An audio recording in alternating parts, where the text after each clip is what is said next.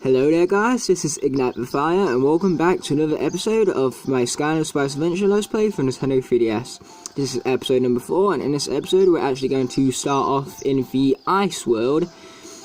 And as for the last episode we finished off with Zook and Bashir as we finished Riven Rock Caverns to 100%. But for the first time ever, before we actually head into the level here, I'm going to swap out my Skylanders. So I'll see you guys after that is completed.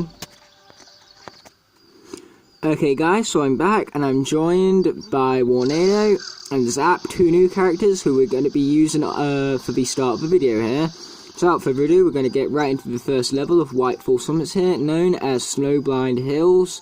So without further ado, let's go.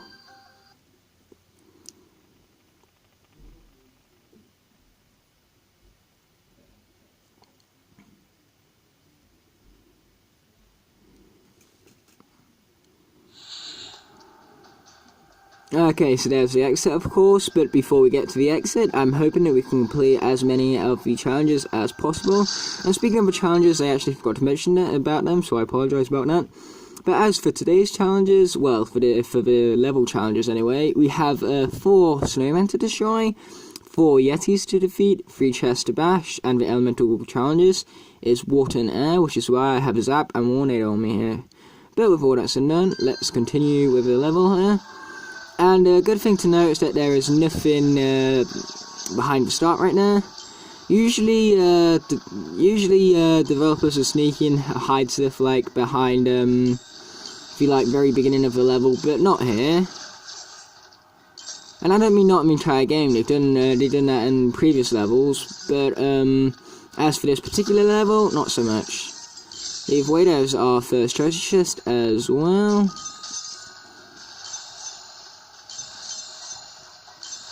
And here's another snowman to destroy, so we are going to do nothing other than destroy that. And actually, come to think of it, this is the first level where gathering radiance is not actually a challenge for us. Okay, we're going to come up and destroy these guys right here. And consider them destroyed.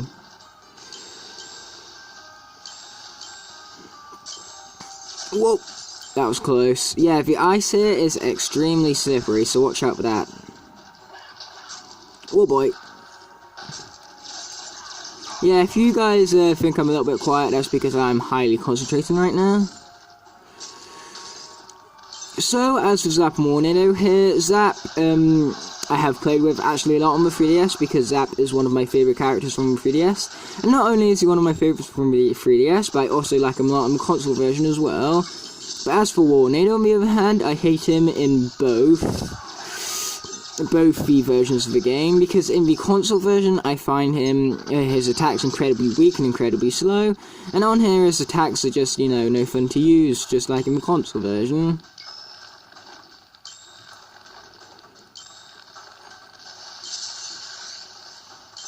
Okay, so these platforms crumble when you go onto them, so you gotta be fast with your platforming skills right here. But fortunately for us, we were fast enough, so we completed that challenge with ease. Yeah, as I said back in like the very first episode, I think it was, these elemental challenges are not too much of a challenge, to be fair. Because who am I if I'm not fair, right? Okay, we're going to defeat this guy right here, so there's the first Yeti, and there's the third snowman as well. And we also have another bounce pad, so hurrah for that.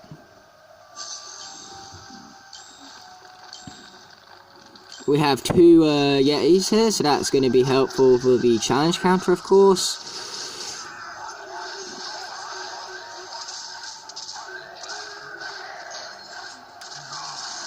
Yeah, no offense to those who like Warnado, I just really don't like Warnado. He's probably my least favourite air Skylander. Spoilers for the air rank video when I finally get around to that is. And we destroyed all the snowmen. So now what we have to worry about is 1 chest, 1 Yeti, and the air elemental crate, which is actually coming up right now. So we're going to grab that clock. That will turn out helpful for us, no doubt. I apologise for the 3DS keeps on going out of view. It's kind of hard to focus on the game and the camera position at the same time. But I'm doing the best with what I got, because, you know, if you haven't got the best stuff, just do the best with what you got. Ooh, that was very, very close. We got a nice little present for completing that, and that elemental challenge was just like the water gate, not too hard. And Warnado can levitate, so he's at least good for the platform sections. But as for these combat sections here, you can see he's not the greatest because of his weak and slow attacks. And now I just gotta hope that I can find that last treasure chest, because if I do, that means that all objectives will be completed in one run, and as always, that would be awesome. But by the looks of it, the treasure chest is hiding right back here, so we have yet again managed to complete the first 4 challenges in one run, which reminds me of the success that we had in episode 4, which involved the Riven Rock Caverns, which was actually the main reason why the episode following it was probably the most successful episode of the Let's Play. But can this one top it? We shall find out. As for the daily bonus, it was fire and water. I remember the Sonic Boom Fire and Ice trailer was trying to be so edgy. It was like, what do you get when you mix fire and ice? And when I saw it for the first time, it was just like, water. You get water, you genius. Yeah, that trailer was stupid. And out of all the franchises that Sega could have chose for a sequel in terms of Sonic the Hedgehog, they had to go for Sonic Boom, didn't they? But either way, I'm going to swap up my Skylanders yet again after that successful run, so I'll see you after that is done. Okay guys, so I'm back, and as you can see, I have a small confession to make. The only character that I swapped out was Warnado, and I swapped him out for none other than Chop Chop. And that's because, as you can see here, the elemental match is undead. But we're not bothered about the level right now, we're bothered about Hector's challenge for the, Snowblind Hills here.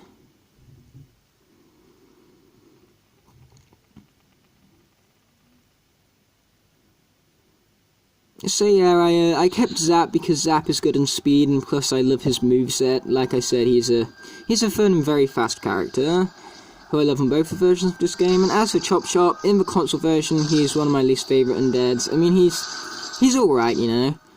But overall, I just don't like his moveset. I think it's very generic and quite bland and not extremely unique either. As for his design, however, that's a whole lot more unique than what his moveset is, and it really does stand out. I think I would say. I think it's a pretty cool design, especially when it comes to his repos, which actually uses for weaponry he gets from both of his paths.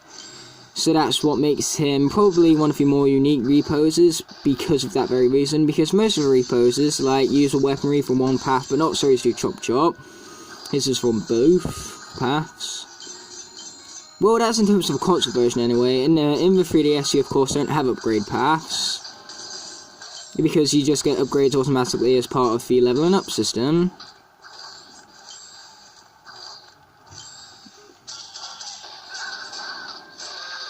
Oh boy. Okay, so we're gonna take that clock here, because we are currently on the Hurrying category, so that means we got to do exactly what it said and hurry it along here. And man, Chop Chop's taking a lot of hits. We're gonna swap out here, because Zap is faster and a bit more powerful, I think, with his attacks.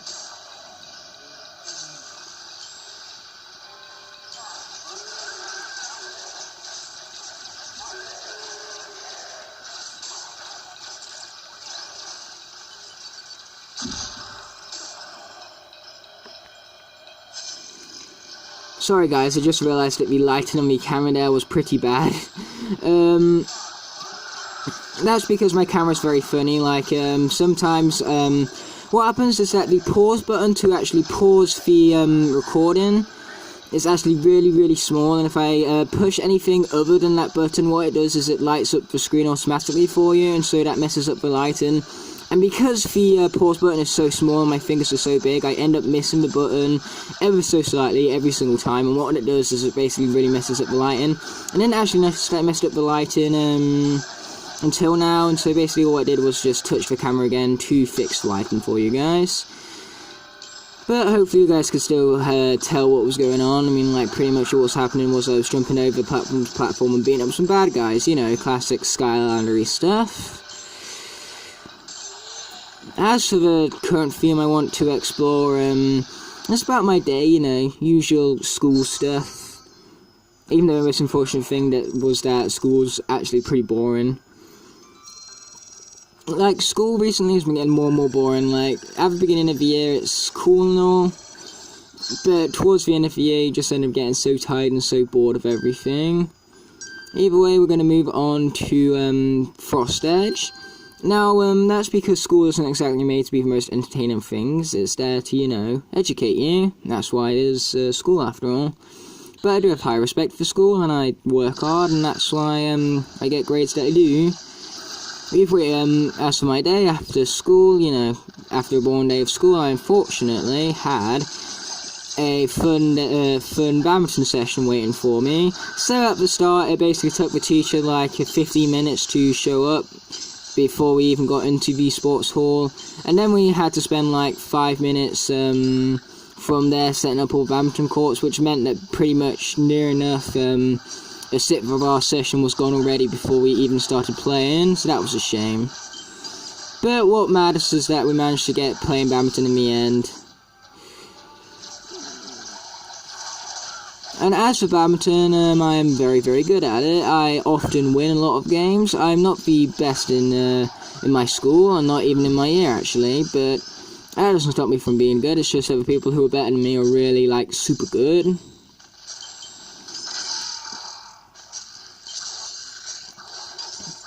And then for what I did after badminton is that I, of course, got picked up, headed home. Oh boy, and, after I got home, I got dressed and we headed out for the cinema. What did we see in the cinema, you might be asking? We saw King Arthur. And King Arthur was very alright. It had very little to do with King Arthur, actually. Like, it still had the legend of, like, the sword and the stone and stuff, but that was pretty much it, in all fairness. But as for the characters, they, were not exactly, they didn't have very many layers, but they were at least likable. And I found myself really enjoying the movie as well, you know, lots of action.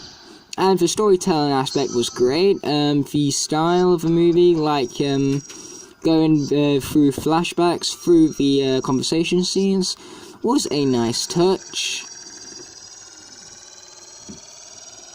But, you know, overall, good movie. I'd highly recommend it. It was very enjoyable, as I previously mentioned.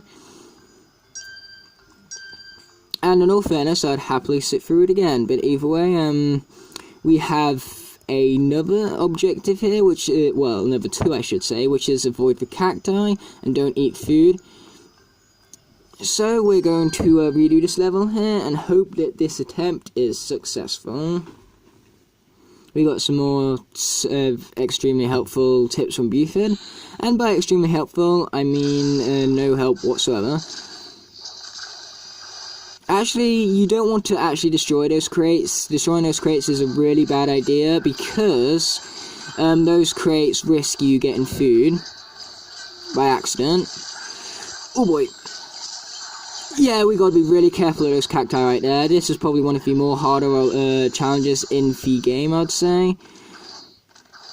Because those cacti are so easy to run into by accident, especially with the slipperiness of the arena here. Jumping will be key, because jumping helps you with your agility and your momentum and stuff. Little tip for PE here, well, PE theory I should say.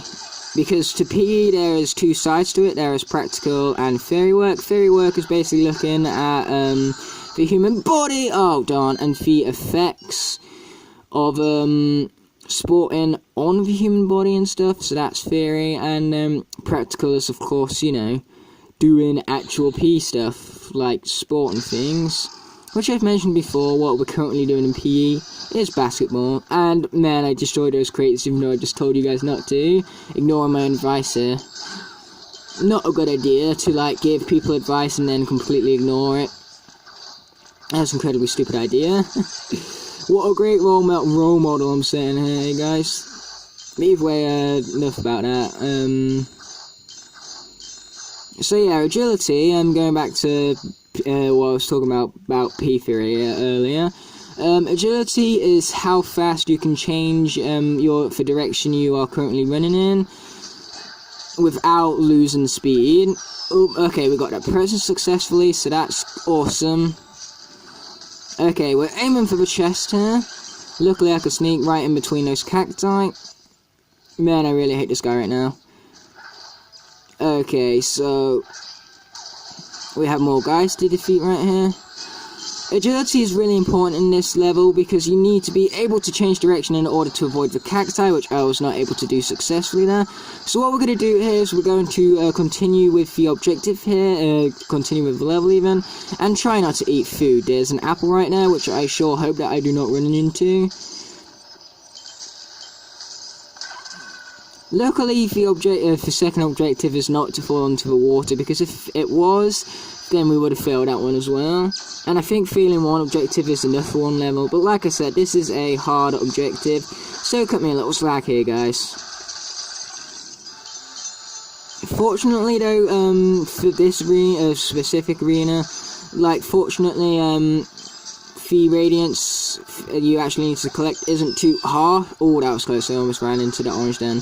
Yeah, the hardest thing about not eating food is not the temptation to eat it, it's the fact that it sometimes spawns right in front of you and you can't help that. But yeah, as I was saying, the radiance is nice and low, so you can finish the level in quite quick fashion.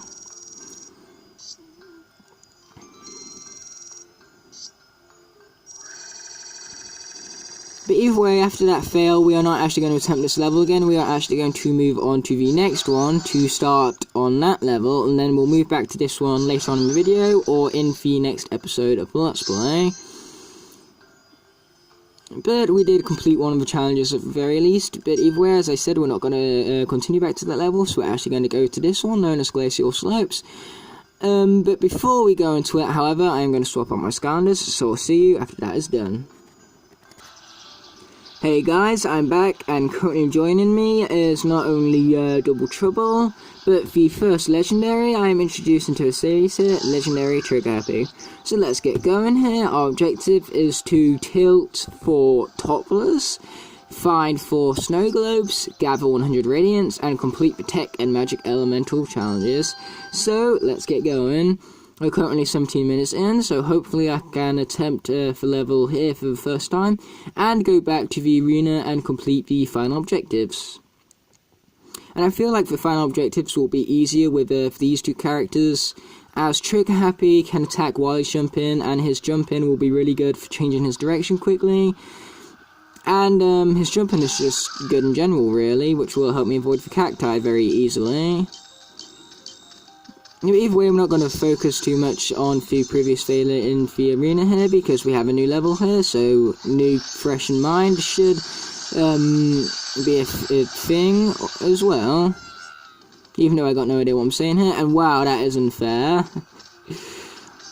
Seriously, game, like, put me all the way back here just for making one small mistake. That is why you do not want to make mistakes in games, people. Oh, wow, that was close, I almost did that again here. Yeah, you can tell that the game is starting to get harder, but what fun would a game be if it didn't get harder later on in the game, right? I mean, like a game, it's supposed to get harder after you learn, like, the mechanics of the game and learn how to play it well and stuff. Like, what's the point in you learning how to play a game really well if it don't get any harder? Okay, so... to tilt the topplers is actually incredibly easy. You just tilt long enough until you actually get the objective marked right there, as you can see. So we got a nice little present right now, and so we're going to continue with the level here. Making sure to look out for snow globes, and of course presents like stuff over here. And also ice yetis, you know, it'd be awful to take too much damage to those guys, but Trigger Happy here is highly dealing with it.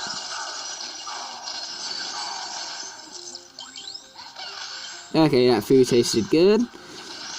So guys, fun question here. Out of every single piece of food we see from Skylanders, what is your favourite? So I want to know, basically, out of all the different foods we see in Skylanders, which one do you personally find to be the best? Now, of course, everyone's answer to this is going to be different, because everybody's taste buds is unique. What makes us as human beings unique to each other. You know, something we should embrace and respect, which I've actually promoted several times on my channel. And as for this Magic Gate, it was just a bunch of simple platform sections. The giveaway of the elemental challenges is now completed very quickly. I think this is actually quite a short level, if I remember correctly. And we have also completed the Radiance part of the challenge as well, so that's cool. Something tells me we missed some snow globes though, so I don't think we're going to get that objective. And nor did I think we was going to get that cloak until that point in time. And as for my favourite piece of food from Skylands, it's actually for pasta bake. You know, for mac and cheese pasta bake. That looks really delicious in this game, and in real life it actually tastes super good. Pasta is my favourite food. And it's funny how pasta didn't really taste much, and yet it's still like my favourite thing to eat ever. I think it's really because I often like the sauce that goes with it, and meatballs, because meatballs really help complement pasta at times. But overall, I just love eating pasta because of its glorious taste.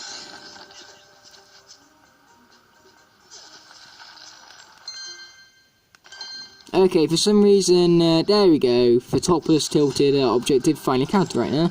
So we're going to tilt this one, get that final objective right now.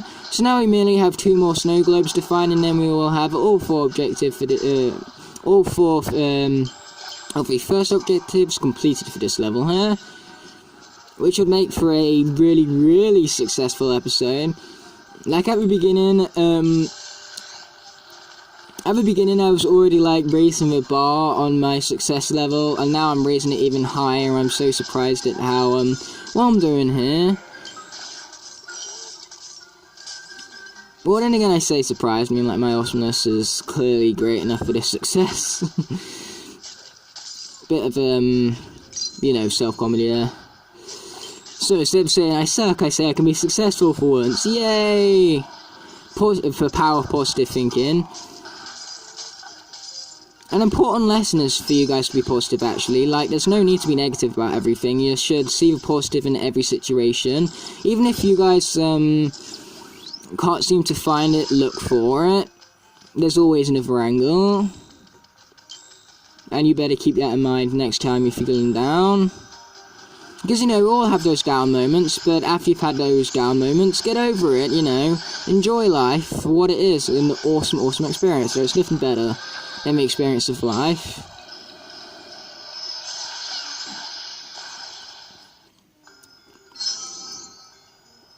But either way, now with, you know, messages out of the way, we're going to continue with more of the awesomeness that is this game here. And so we're going to head back to the arena and hope for success this time around. We're just going to go through it once, so hopefully I can clear the don't hit the cacti objective. And then afterwards in the next episode we will probably complete the 2 hectares challenge and continue with this ice area right here.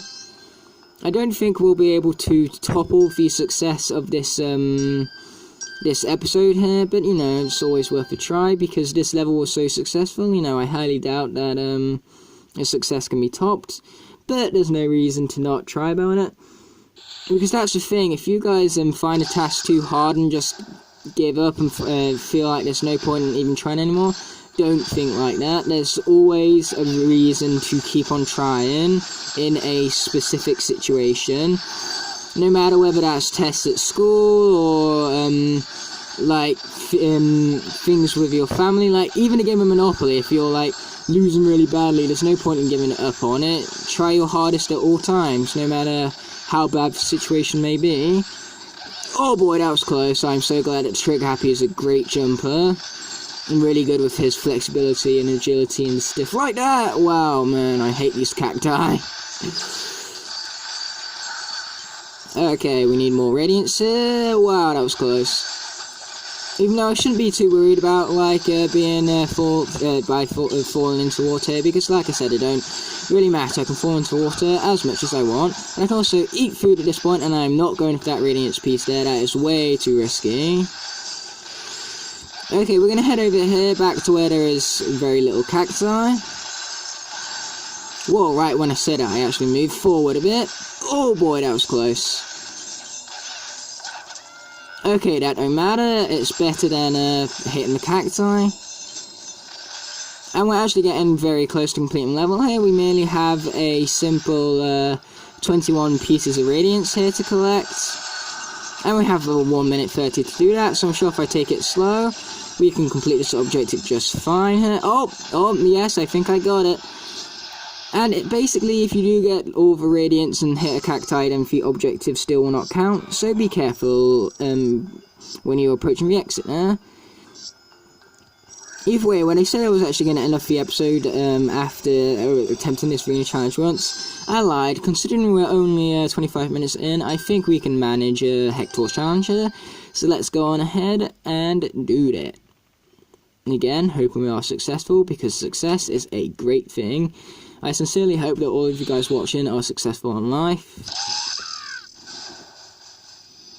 And I'd also love to thank you for the support. I mean, I don't get much support, but that's because my channel is still very young. It's only 3 months old.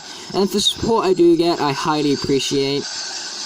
Like, those of you who, spend just a simple 5 seconds of your time to hit the like button, that's really appreciated by me, and you have no idea how much it actually means to me for you guys to spend 5 minutes of your time to do that.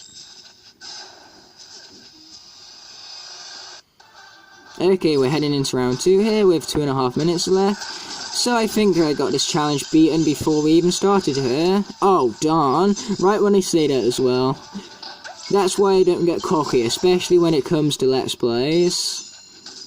Because everybody knows of the dreaded Let's Play curse. And darn, I'm running into the cacti like crazy now that I'm not worried about hitting it.